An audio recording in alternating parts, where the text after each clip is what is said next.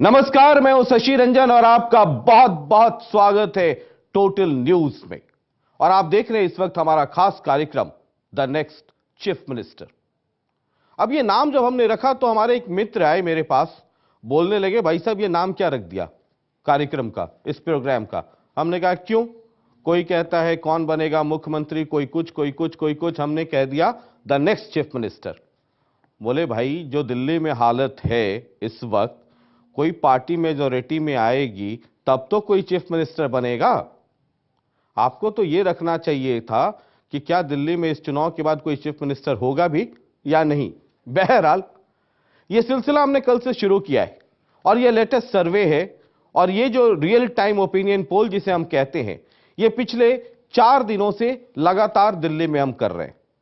कल जो बीत गया हमने आपको दिखाया था नई दिल्ली कंस्टिट्यूएंसी यानी नई दिल्ली विधानसभा क्षेत्र, और वहां की स्थिति आपको बताई थी। 3 वहां से तुर्रम खां हैं। एक तो मौजूदा चीफ मिनिस्टर कांग्रेस की कैंडिडेट, आम आदमी पार्टी का आजकल जो झाड़ू लेकर झंडा बुलंद कर रहे हैं अरविंद केजरीवाल, और बीजेपी की तरफ से भी उनके तुर्रम खाई उतरे हैं जो पिछली बार एमसीडी में किला फतह हुआ था उनकी लीडरशिप में, विजेंद्र गुप्ता। आज जरा हम बात करने वाले हैं आपके यानी आम आदमी पार्टी के 4 तुर्रम खां। एक काम दिखा चुके हैं, उनको भी ऐड कर लेंगे और जरा देखते हैं कि ये जो 4 तुर्रम खां हैं इनकी स्थिति जमीन पर क्या है, लोग इनके बारे में क्या सोचते हैं और क्या 4 तारीख को लोग इनके लिए वोट डालने का मन बना रहे हैं, वोट डालेंगे। और 8 तारीख को जब ईवीएम यानी इलेक्ट्रॉनिक वोटिंग मशीन जब वो खुले और उसमें से जब वोट आए तो क्या इनके लिए वोट निकलेंगे। बहुत दिलचस्प होगा। दिलचस्प इसलिए भी यह देखना बड़ा अहम होगा कि यह स्टिंग ऑपरेशन, अन्ना की सीडी, बहुत तरह की चीजें हुई हैं रिसेंट पास्ट में। उसके बाद क्या दिल्ली वालों का मन बदला है? क्या दिल्ली वाले आम आदमी पार्टी से नफरत करने लगे हैं और बीजेपी और कांग्रेस से मोहब्बत करने लगे हैं? ग्राउंड पे रियलिटीज क्या है? यूं तो भाषणों में तमाम पॉलिटिकल पार्टीज अपने अपने भाषण में सब की सब पार्टियां ये कह रही हैं कि उनका आंकड़ा 40 के पार है और उनकी बातों को मानिए तो दिल्ली में सीटें 70 और इनको जोड़ दीजिए तो 120 के ऊपर जाता है। बहरहाल जरा देखें कि आपके तुर्रम खाओं की क्या स्थिति है। शुरू करते हैं।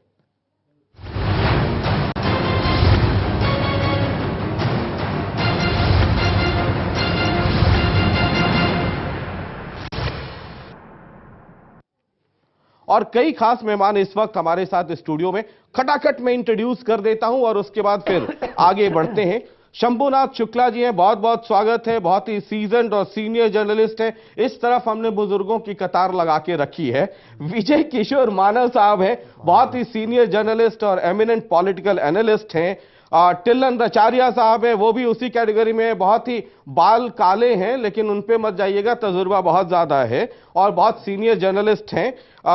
विनोद वाशनेई जी हैं, बहुत ही सीनियर जर्नलिस्ट, पॉलिटिकल एनालिस्ट। इधर ये लोग हैं।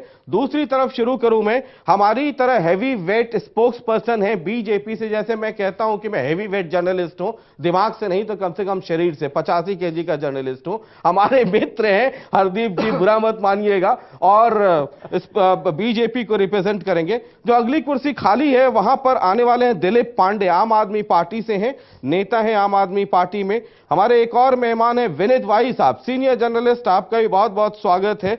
और शिखा गर्ग जी हैं, सामाजिक कार्यकर्ता हैं। दिलीप पांडे जी आ भी गए हैं, आ जाइए सर। आप ऐसे लेट करेंगे बताइए? 4 तारीख को आपके सपोर्टर्स भी ऐसे लेट हुए तो 8 को क्या होगा? झाड़ू ही हाथ में रह जाएगी।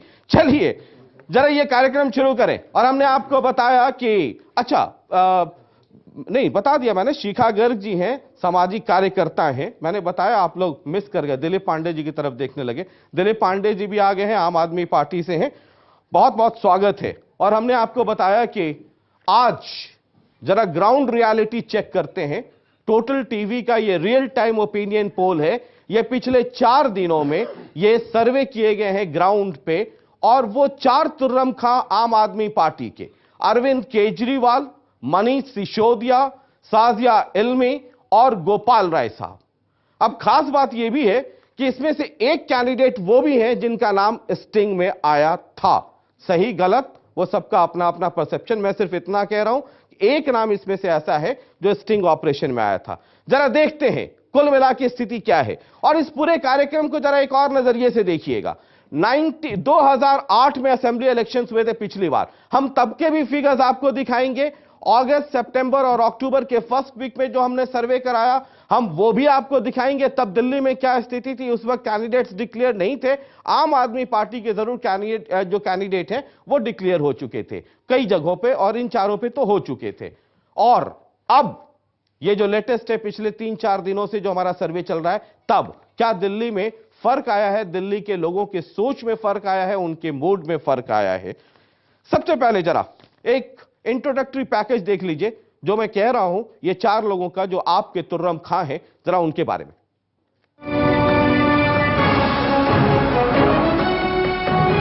टोटल टीवी के रियल टाइम ओपिनियन पोल में आज बारी है आम आदमी पार्टी के तुर्रम खां नेताओं की। पार्टी के 4 बड़े नेता पहली बार चुनाव मैदान में उतरे हैं। पहले तारुख समझ लीजिए, फिर जनता का मूड बताते हैं। नई दिल्ली से मुख्यमंत्री शीला दीक्षित के खिलाफ अरविंद केजरीवाल चुनाव मैदान में है। दूसरी ओर पार्टी के बड़े रणनीतिकार मनीष सिसोदिया पटपरगंज विधानसभा सीट से अपनी ताल ठोक रहे हैं। शाजिया इल्मी आरके पुरम से कांग्रेस की बरखा सिंह के खिलाफ झंडा बुलंद किए हुए हैं, तो बाबरपुर से गोपाल राय ने झाड़ू थामी है। तो ये 4 वो आम आदमी पार्टी के सूरमा हैं जिनकी प्रतिष्ठा दांव पर है। चुनावी जंग में इन 4 सीटों का इतिहास भूगोल भी जान लीजिए।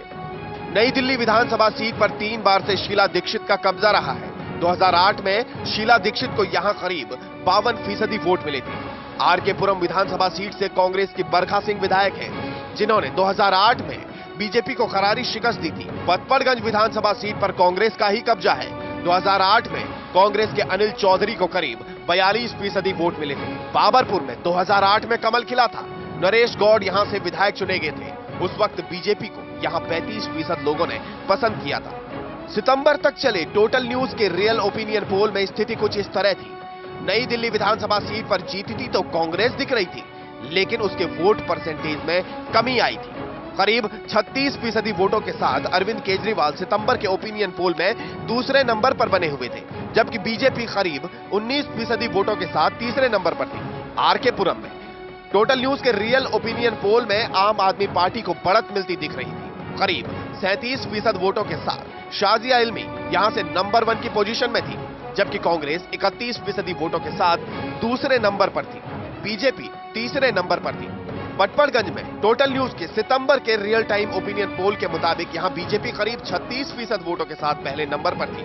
कांग्रेस 31% वोटों के साथ दूसरे पायदान पर और आम आदमी पार्टी यहां से तीसरे नंबर पर थी। उसी वक्त यहां रीसर्वे भी हुआ, जिनमें बीजेपी तो पहले पर कायम थी, लेकिन कांग्रेस को पछाड़ते हुए आम आदमी पार्टी दूसरे पायदान में आ गई। बाबरपुर में भी हालात कुछ उलटफेर वाले थे। सितंबर में टोटल न्यूज के रियल टाइम ओपिनियन पोल के मुताबिक यहां कांग्रेस नंबर 1 पर थी, उसे करीब 35% वोट मिल रहे थे, जबकि आम आदमी पार्टी दूसरे और बीजेपी तीसरे नंबर पर थी। लेकिन सितंबर में ही हुए रीसर्वे में तस्वीर कुछ बदली और सीट पर आम आदमी पार्टी ने बढ़त बना दी। बीजेपी दूसरे और कांग्रेस तीसरे नंबर पर आ गई। लेकिन अब चुनावी समीकरण और बदल चुके हैं। पार्टियों के उम्मीदवारों का ऐलान हो चुका है। चुनाव में अन्ना फैक्टर और स्टिंग का विवाद भी गर्मा चुका है। ऐसे में अब क्या तस्वीर बन रही है आम आदमी पार्टी के तुर्रम खां नेताओं की सीट पर, जानने के लिए दिल थाम लीजिए। Bureau report, total news. जी, दिल थाम के बैठिए और आज बात करेंगे आपके यानी आम आदमी पार्टी के तुर्रम खाओं की। और कल जो बीत गया, हमने आपको नई दिल्ली की तस्वीर दिखाई थी कि आज की तारीख में 28 तारीख को वो कार्यक्रम किया था, और आपको कल भी बताया था कि वो सर्वे नई दिल्ली कंस्टिट्यूएंसी का हमने 27 तारीख को किया था, यानी जिस दिन किया ठीक उसके अगले दिन सर्वे किया था। ये सिलसिला हम जरा 4 लोग हैं इसमें। कल चूंकि हमने आपको नई दिल्ली का दिखा दिया था, सिर्फ यादें ताजा हो जाए, आपकी यादें ताजी हो जाए। जरा नजर डाल लीजिए कि नई दिल्ली की तस्वीर कैसी थी। कल दिखाया था आपको। आकाशवाणी। नई दिल्ली विधानसभा क्षेत्र के पूरे नतीजे। Congress 36.69% vote, Bharatiya Janata party 13.57% vote, आम आदमी party 47.74% vote, Bahujan Samaj party 2.01% vote, निर्दलीय कोई वोट नहीं। तो ये एक परसेंटेज आ रहा था, लेकिन सिर्फ इतने से बात समझ में नहीं आएगी। हम आपको एक और ग्राफिक्स दिखाते हैं। ये दिखाते हैं कि 2008 में जो पिछले विधानसभा चुनाव हुए, उसके बाद हमने सर्वे करवाया सितंबर अक्टूबर में, और फिर इस वक्त सर्वे हो रहा है। जरा आकाशवाणी टीम वो दिखाइए, ग्राफ दिखा दीजिए एक बार जरा।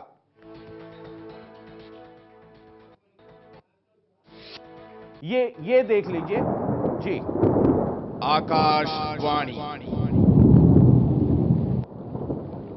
नई दिल्ली विधानसभा क्षेत्र का पूरा ग्राफ कि ये कांग्रेस 2008 में 52.20% वोट मिले थे। शीला दीक्षित यहां से जीती और मुख्यमंत्री बनी।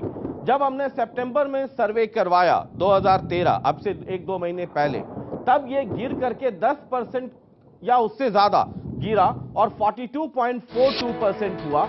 ये आकर के यहां आकर के रुका। अब जब नवंबर में हमने 27 तारीख को सर्वे कराया तो 36.69% वोट उन्हें मिल रहा है, यानी शीला दीक्षित जो कांग्रेस की कैंडिडेट है नई दिल्ली से। ये ग्राफ इस तरीके से गिर रहा है। बीजेपी की हालत भी कमोबेश कुछ वैसी ही है। पिछले चुनाव में यानी 2008 में लगभग 1-to-1 वाली फाइट थी, fight between BJP and Congress and BJP. तब बीजेपी को 2008 में 33.85% वोट मिल रहे थे। सितंबर में जब हमने कराया तब अरविंद केजरीवाल घोषित कैंडिडेट थे, 19.28% वोट उन्हें मिले। और अब जब हमने 27 नवंबर को करवाया, वो ग्राफ गिर रहा है और गिर करके आके अटका 13.57%, 13.57। आम आदमी पार्टी चूंकि 2008 में थी नहीं, इसलिए 0 है। और उसके बाद जब सितंबर में करवाया तो ये आकर के अभी आएगा। ये देखिए कांग्रेस की गिरावट है, बीजेपी के भी ग्राफ में गिरावट आ रही है। यहां पर ये नई दिल्ली कंस्टिट्यूएंसी की हम बात कर रहे हैं। आम आदमी पार्टी 35.99, ऑलमोस्ट 36, वो बढ़ के 47.74 हो रहा है। ये 47.74 जो है, ये स्टिंग ऑपरेशन के बाद और अन्ना की सीडी के बाद का ये मसला है। अदर्स लगभग साफ की स्थिति में है। ये बीजेपी का, इसको एक बार जब फुल फ्रेम आए तो होल्ड कीजिएगा एक बार जी, ये पूरा चलने दीजिए। ये देखिए ग्राफ आम आदमी पार्टी का बढ़ रहा है। अदर्स 13.95 2008 में, 2.31% सर्वे जब हमने सितंबर में कराया, और ये आ गया -3.83, यानी कि ये लगभग साफ है। ये -3 इसलिए है कि कुछ लोगों ने ये भी कहा है नो कैंडिडेट, जो नो का जो सिंबल आ रहा है वो है, तो उसको हमने इधर जोड़ा है। ये कुल मिला के स्थिति है। शुरू कर लूं सर आपसे।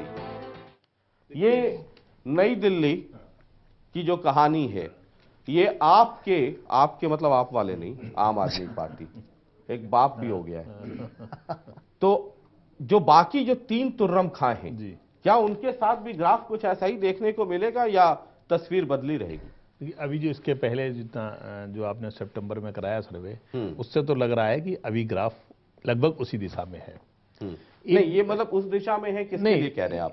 आपको अभी मैं ले रहा हूं क्योंकि आप 0 पे थी, लास्ट टाइम वो थी ही नहीं, इसलिए मैं उसको सितंबर से मान के चलता हूं। लास्ट टाइम चूंकि सर्वे आमने सामने का था, जो भी हुआ उसमें सिर्फ या तो कांग्रेस थी अथवा बीजेपी थी। ये पहली बार हुआ है जब आम आदमी पार्टी उभर गया, ट्रायंगुलर फाइट। 1 साल के अंदर अंदर ये मतलब 1 साल से और भी कम समय में जब ये एक राजनीतिक शक्ल से लेनी शुरू करी, तो और भी कम समय में है। तो चूंकि एकदम एक नई पार्टी आई है, तो अभी लोगों को लगता है कि इनका कोई ट्रैक रिकॉर्ड नहीं है, यानी क्लीन रिकॉर्ड है, तो हो सकता है ये बेहतर हो।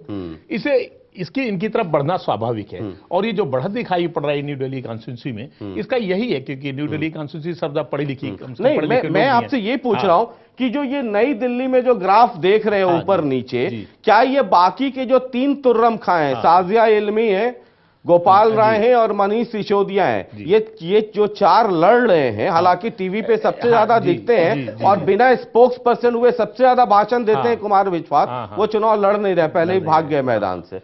तो क्या बाकी तीनों की ये स्थिति रहेगी ऐसी? मुझे ऐसा नहीं लग रहा है, क्योंकि यहां पर अरविंद केजरीवाल खुद लड़ रहे हैं, इसलिए थोड़ी सी इसकी स्थिति भिन्न है। अरविंद केजरीवाल का अपना एक ट्रैक रिकॉर्ड है, यह भी हमें ध्यान रखना चाहिए। विजय किशोर मानव जी। जी, मैं भी यही समझता हूं। एक तो ये है कि मैंने जितने सर्वेस देखे हैं वो अपवर्ड ट्रेंड है उनका। जब से आम आदमी पार्टी को लेके चर्चा होनी शुरू हुई है और सर्वे उन्होंने अपना कराया, वो तो खैर सारा पहले ही, जब आपने सर्वे सितंबर का कराया उसी समय उन्होंने कराया होगा। नहीं, वो लगातार करवा रहे हैं और उसमें लगभग ये था कि वो सारा जीत रहे हैं। पर मेरा ये, अगर ऐसा न भी माने तो मुझे लगता है कि लंबे समय से जो भी सर्वेज हुए हैं 3-4 महीने में, उनमें सब में उनका ट्रेंड अपवर्ड है और वो इमर्जिंग पावर की तरह दिखाई पड़ रहे हैं। तो एक तो ये है कि ये इसमें कोई गुंजाइश नहीं है कि ये सच नहीं है। यहाँ अरविंद केजरीवाल का होना head to head chief minister के साथ है और एक तरह से सिंबॉलिक भी है। तो ये जो रिकॉर्ड है, हालांकि उनके साथ भी है कि बड़बोला होना और ये सारी माइनस पॉइंट्स हैं, और लेकिन सीडी उनके साथ नहीं है। साजिया इल्मी का अगर नाम उस तरह जोड़ें, भले ही आपके सर्वे में क्या कहता है मुझे मालूम नहीं। मनीष का भी उसी तरह का है कि वो बोलते ज्यादा तेज हैं। गोपाल राय के बारे में मेरी धारणा ये है कि वो शाइस्ता कैंडिडेट है और वो मुझे वहां परसेंटेज का भी स्थिति ऐसी है कि बहुत अच्छा। याद रखिएगा एक वहां मुस्लिम कैंडिडेट आ गए कांग्रेस पर वो जीत हार का वहां इतना ज्यादा गैप भी नहीं है। तो मुझे वो बेहतर कैंडिडेट। हमने गोपाल राय वाले केस में डबल सर्वे करवाया था, सर्वे और रीसर्वे। पहले वाले में वहां से हार रहे थे और सेकंड सर्वे में गोपाल राय जीत रहे थे, जिस दिन हमने मेगा शो कराया था उसके ठीक एक दिन पहले। टिल्लर आचार्य साहब, आपका अनुभव क्या कहता है? ये यही ग्राफ बाकी के जो रणबांकुरे हैं, केजरीवाल जी का तो ग्राफ जो है इनका तो क्लियर हो गया, क्लियर अभी होना है, मैं उससे पूछ रहा हूं। और जो 3 भाई साहब बचे हुए हैं, एक बहन जी जो साथ में है जी, बस ये संशय की चंद रातें हैं, इस बीच अपने को संभाल के गुजार लें। मेरे ख्याल से ग्राफ बढ़ेगा। ग्राफ बढ़ेगा? हाँ, ग्राफ बढ़ेगा जो अच्छा है। और गोपाल राय जी के बारे में अभी कोई स्पष्ट चर्चा नहीं की जा सकती। वो छुपे रुस्तम एक शब्द आएगा भी 1-2 दिन में, जब आप कल परसों आएंगे और चुनाव जब आएगा परिणाम, तब तो छुपे रुस्तम कई निकलेंगे जो है। तो उनको अभी हल्के में नहीं लेना चाहिए जी। वो अंदरूनी काम अपना कर रहे हैं और एक तबके में काफी उनकी पकड़ है। और अगर उनके साथी संगी लोग जो है जोड़ लगा देंगे आखिरी चंद हफ्ते में, आखिरी हफ्ते क्या बचा, अब तो चंद दिन ही बचे हुए हैं। तो विनोद जी, देखिए 2 चीजें हैं इसमें। सबसे पहली बात तो ये कि कॉन्स्टिट्यूंसी, हर कॉन्स्टिट्यूंसी अपने चरित्र में अलग होती है। तो जो नई दिल्ली कॉन्स्टिट्यूंसी का चरित्र है कॉन्स्टिट्यूंसी का, बाकी 3 कॉन्स्टिट्यूंसी का हो, ऐसा मानना ठीक नहीं होगा। दूसरी चीज़ ये है कि जहाँ तक ट्रेंड की बात है, एक तो जनरल ट्रेंड है ओवरऑल दिल्ली, जो केजरीवाल के नाम से जुड़ा हुआ है। तो दिल्ली का, नई दिल्ली का ये जो सर्वे है, ये केवल केजरीवाल की अपनी निजी लोकप्रियता का प्रतीक नहीं है, आम पार्टी की ओवरऑल दिल्ली की एक लोकप्रियता का ट्रेंड है। और ये मानता हूँ इसका असर बाकी 3 कॉन्स्टिट्यूएंसी पर भी पड़ेगा। अब इंडिविजुअल कैंडिडेट की अपनी performance, how they are perceive in their own respective constituency, वो एक अलग सवाल है। और कॉन्स्टिट्यूएंसी का अपना कॉन्फ़िगरेशन कैसा है in terms of caste, community and social and educational various stratum. मतलब आपको लगता है कि भी उसमें कोई जरूरी नहीं है कि जो ये ग्राफ है वो बहुत जरूरी नहीं है, बहुत जरूरी नहीं है, लेकिन चांसेस है। हाँ, चांसेस यही है कि ओवरऑल जो आम पार्टी का ट्रेंड दिल्ली के अंदर चल रहा है, उसका असर बाकी 3 कॉन्स्टिट्यूंसी पे निश्चित रूप से पड़ना चाहिए। जी, आपको क्या लगता है शिखा जी? मैं ये सोचती हूँ कि अगर अरविंद केजरीवाल जी का इतनी अच्छी स्थिति, मजबूत स्थिति है, तो उन्हें चाहिए था कि वो इलेक्शन नहीं लड़ते और जहां जहां उम्मीदवार खड़े थे, अगर इतना फ्लोटिंग है तो एक बहुत अच्छा सुंदर दृश्य और एक अच्छा संदेश जाता कि यदि वो चुनाव नहीं लड़े होते और इतना सुंदर संदेश पूरी दिल्ली में भेज रहे होते तो बहुत अच्छा लगता सब लोगों को। और ये मैं कहूँ कि इसका मतलब जो उनका संदेश पहुंचा है दिलों तक, लोगों तक, मुझे नहीं लगता वो तीनों उम्मीदवार उस जन जन तक अपने भाव को पहुंचा पाएंगे जैसे अरविंद केजरीवाल जी ने मतलब पहुंचाया। आपकी जो बात है वो मैं अपनी भाषा जर्नलिस्ट के तौर पे बिल्कुल कहूं आप कहिए। तो वो जो ये ग्राफ है वैसे वाली हालत वाली नहीं बात रहेगी, नहीं बड़ी है। हालत खराब है ये पक्की बाकी बात है। जगह। ऐसे बोलिए ना हाँ। सीधा सीधा खोल करके, बिल्कुल, इनको बोल नहीं भी अब कर रही। जर्नलिस्टों की वो जमात में नहीं। शामिल कर लिया। ये आधे घंटे के बाद हम लोग की तरह बोलने लगेंगे। जो स्थिति अरविंद केजरीवाल की है वो बाकी तुर्रम खा की बिल्कुल, नहीं होगी, बिल्कुल, वो बिल्कुल। नाम के तुर्रम खा है। ऐसे बोलिए बिल्कुल जी। बिल्कुल। मैं I fully agree with her. देखिए अरविंद जी ने शीला जी के कॉन्स्टिट्यूंसी में जाके उनसे सीधा लोहा लिया है।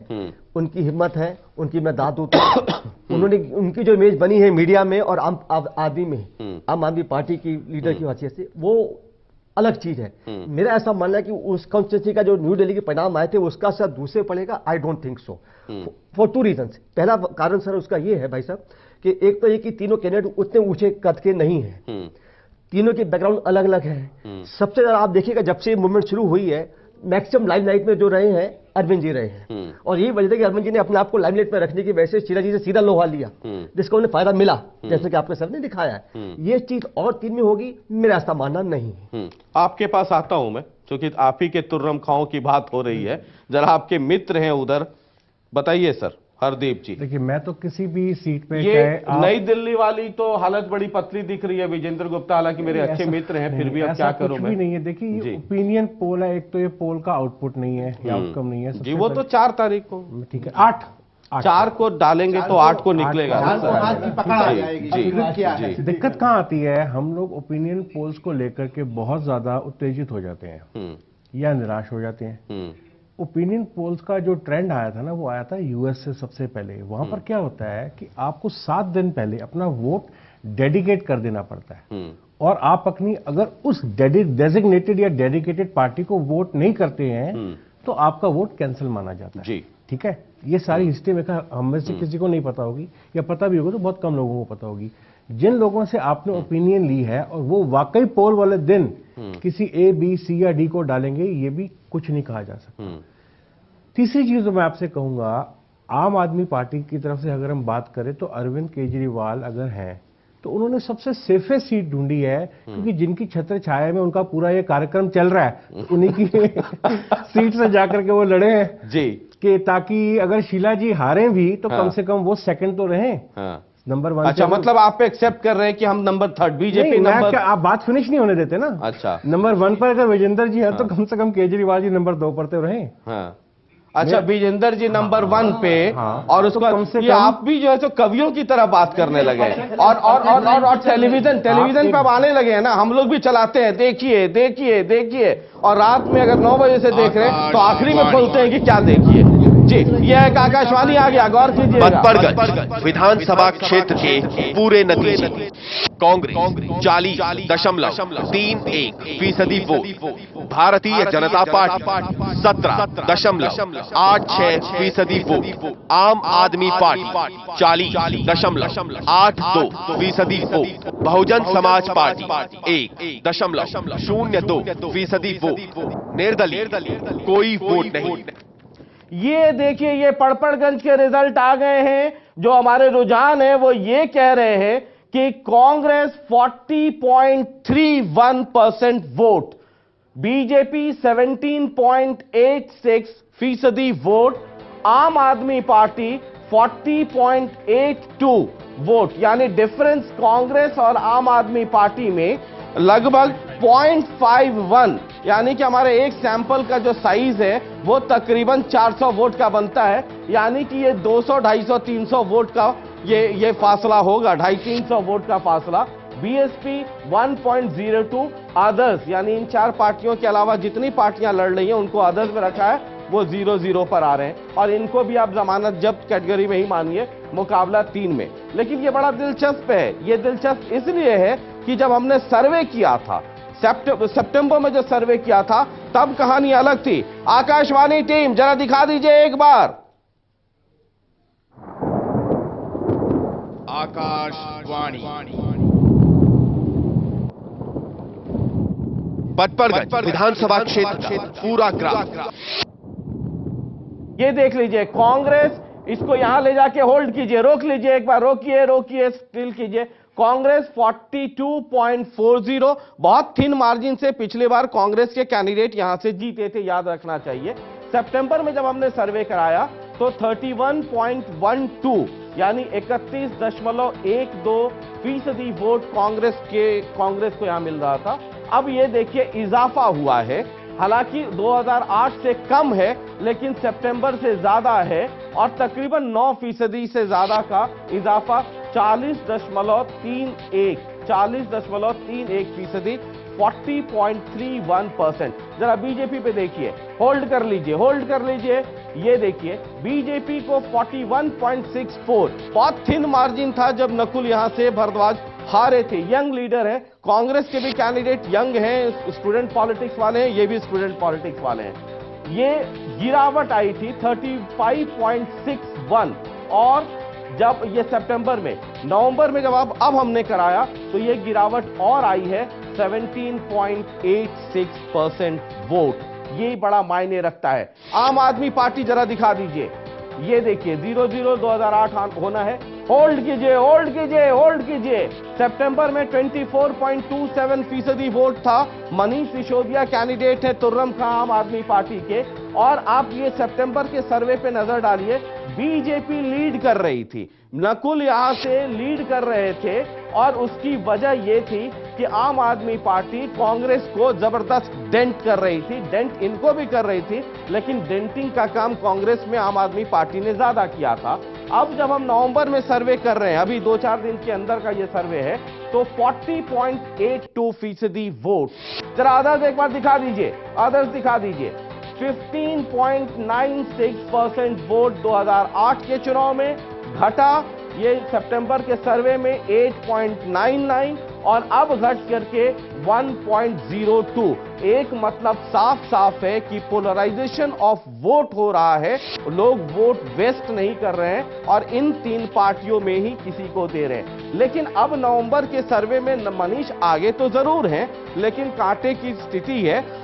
ये नहीं कह सकते कि मनीष जीत जाएंगे क्योंकि जो डिफरेंस है वो 0.51 वोट का है, 0.51% वोट का, यानी तकरीबन 200-250-300 वोट।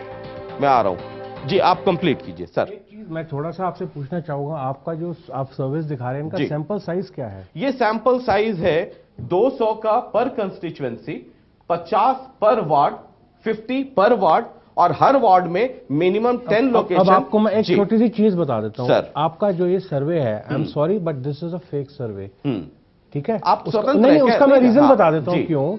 अगर आप 42.2 कहें ना तो मैं कहूंगा 1000 का सैंपल साइज है परसेंटेज वाइज। जहां पर आप 31.12 पर जा रहे हैं ना, it has to be a minimum sample size of 10,000।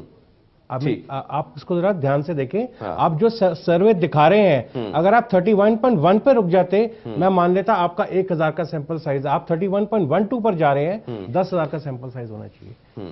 ठीक है सर, ये आपका सर्वे मेरे हिसाब से फेक है। चलिए ठीक है। आम आदमी पार्टी, ऐसे सर मैं आपकी जानकारी के लिए बता दूं कि कांग्रेस और बीजेपी का जो इंटरनल सर्वे होता है उसका सैंपल साइज आपको पता है? मेरा मैं बीजेपी की बात कर सकता हूं, कांग्रेस का नहीं बात कर सकता। हमारा मिनिमम जो होता है 3200 होता है, 800 पर वॉट जी।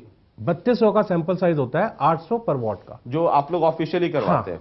चलिए, मेरी जानकारी में 8000 का, कांग्रेस का 2000 का जो अभी करवाया है, और अभी एक बड़ी संस्था मीडिया हाउस ने भी करवाया तो वो 2010 का सैंपल साइज था पूरी दिल्ली के लिए। हमने जो पहला इसके पहले करवाया था, जो हमारा वो 3200 का, इसके पहले जो हमने करवाया था दिल्ली के लिए 28,000 का था, और इस बार हम 42 कंस्टिट्यूएंसीज के लिए कर रहे हैं और तकरीबन 8,500-9,000 का सैंपल साइज है। सिंपली ये जो डेसिमल्स है ना, दे डोंट मैच अप जी, वो मैं आपको वो एक्सप्लेन कर दूंगा अभी। सर, मुझे लगता है कि सर्वे कैसे होनी चाहिए, क्या टेक्निक होनी चाहिए, वो एक अलग विवाद का विषय है, पर ठीक तरीके से बातचीत का विषय है, वो डिबेटेबल चीज अलग से। मैं ये कह रहा हूँ कि अगर साइंटिफिक तरीके से कोई भी अगर सर्वे कराया जाए तो लगभग जो है ना, pulse of the nation, pulse of the people जो है, तो आपको तो कम से कम लग रहा होगा कि हमारा वाला साइंटिफिक है। लेकिन मैं उस पर कह रहा हूँ अलग बातचीत की विषय है वो, उस पर फिर अलग डिटेल में चर्चा करनी कभी कर लेंगे। हम लोग का ये मानना है कि थोड़ा मैं सहमत हुआ थी कि समदर्शी भाव से देखना चाहिए ऐसे आंकड़ों को, और हम भी बड़ा दार्शनिक तरीके से लेते हैं इन तरह के आंकड़ों को। और ज्यादा एक प्रबंधन का सिद्धांत है, कहता है कि आप फोकस करिए लोगों पे, पीपल्स पे फोकस करिए, नंबर्स अपने आप आएंगे। हम भी उसी सिद्धांत पे काम करते हैं कि आप लोगों पे फोकस करिए। जितना ज्यादा आप कनेक्ट करेंगे, जितना ज्यादा आप उनके दिल और दिमाग को जोड़ के एक जगह लाने की कोशिश करेंगे, उतना ज्यादा आपके नंबर्स ग्रो करेंगे। सवाल मेरा आपसे ये है कि जो अरविंद का ग्राफ था मैं वहीं वो मनीष का ग्राफ नहीं दिख रहा है। बिल्कुल मैं वहीं आ रहा ये था। जरूर है कि स्ट्रगल कर करके नंबर 1 की पोजीशन चाहे वो पॉइंट्स में ही हो, बिल्कुल, लेकिन बिल्कुल। वो ग्राफ नहीं है अपवर्ड जो अरविंद का है। शुरू से जो स्थापित मनोभाव है पार्टी की तरफ से, जो संदेश गया हुआ है वो ये गया हुआ है कि पार्टी अरविंद केजरीवाल के नेतृत्व में इस बार चुनाव लड़ रही है। ये सबको स्पष्ट है। हमने भी सर्वे कराया अपना, और काफी साइंटिफिक तरीके से कराया, जिसमें से 6 से 8% जो वोट शेयर था वो इंपैक्ट हो रहा था कैंडिडेट की बेसिस पे। बाकी पूरा जो हमें वोट मिल रहा था, यानी कि 92 से लेकर के 94% का जो वोट शेयर हमें मिल रहा है, जो भी मिल रहा है, टोटल का 40 मिल रहा है, 30 मिल रहा है, वो अरविंद केजरीवाल की इमेज, पार्टी की इमेज और अब तक जो हम करते आए हैं उन सब के आधार